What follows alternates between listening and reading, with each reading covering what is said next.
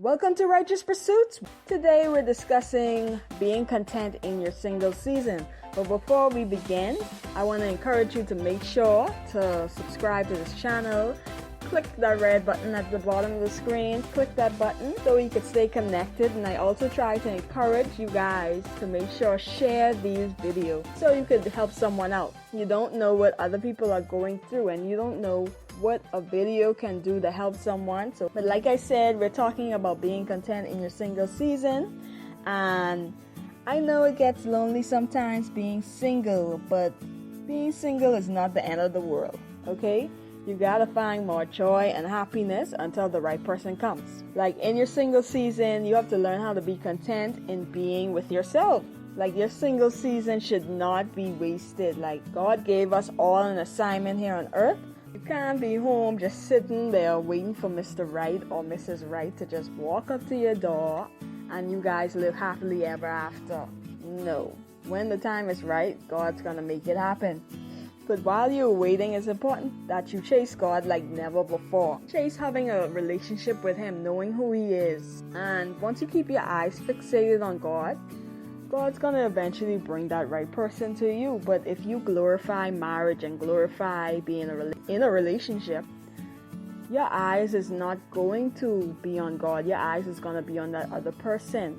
And a lot of people idolize relationships when they should be idolizing God and making Him their number one priority, their number one thing in their life.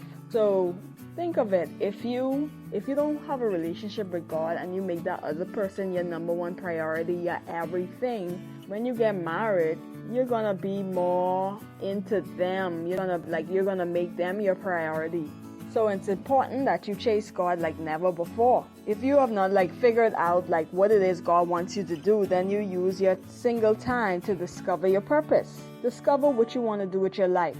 When you ask Him, He's going to tell you what it is. He will reveal it to you. But think about it. Suppose your future bae is already in his or her purpose right now, and you don't even know what it is God wants you to do. It wouldn't really work out that well. If you were to meet Him right now, then you both won't be on one accord. You would be on a certain level at that moment, and He would be at a certain level at that moment. So you got to make sure, try to focus on what it is God wants you to do right now. You have to have a different perspective on it. I'm single, so I have time to figure out what it is I want to do. You don't just sit there waiting on Mr. Right or Mrs. Right. Go out and enjoy your single time. Be on the road of purpose. That's your time to do things you want to do. And also, when we look at the Bible, Adam was in his purpose when God presented Eve to him. Adam wasn't sitting down feeling lonely.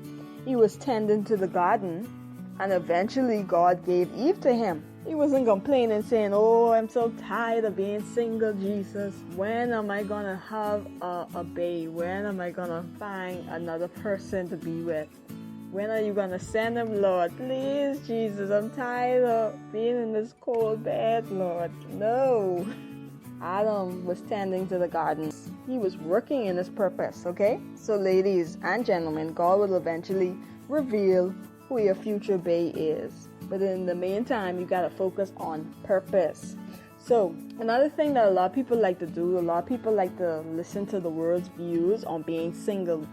Everything is relationship goals, all these things. The media like to put in the air and make you feel oh, it sucks being single, when that's not the case. You gotta stop listening to the world's views and start listening to God's views. And there are a lot of unrealistic depictions of relationships on social media. You right there watching Tim and Sarah on their social media page, and Tim and Sarah have a really bad toxic relationship behind closed doors. You can't really glamorize people's relationships because you don't know what they deal with behind the scenes. If you don't feel content in your single season and in God, then it would be quite difficult for you to be content in your relationships or in marriage. That's how it goes.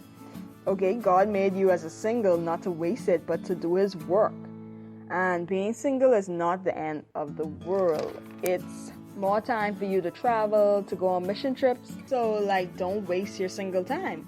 Get out of that sad state and embrace you. Stop making being single seem like it's the worst thing to ever experience. Like, God already knows what you want in a spouse. You gotta learn how to trust God and trust the process. Like, Bay is somewhere out there. You don't have to be panicking. Oh, I'm single. I've been single for so much amount of years. Like, things are gonna work out for you. Like, God knows your heart's desire. God knows what you want. And usually when you be patient and wait for the right person, and when you have your focus on God and not be idolizing being in a relationship, that's when God out of nowhere does his thing. The way he does it is like you would have never think it would happen that way. So I want you guys to stay encouraged. Don't be discouraged about your single season and embrace it. But that's all I have to say about being content in your single season. But don't forget to like this video and please share it. And I'll see you next time. Thanks for watching. Bye.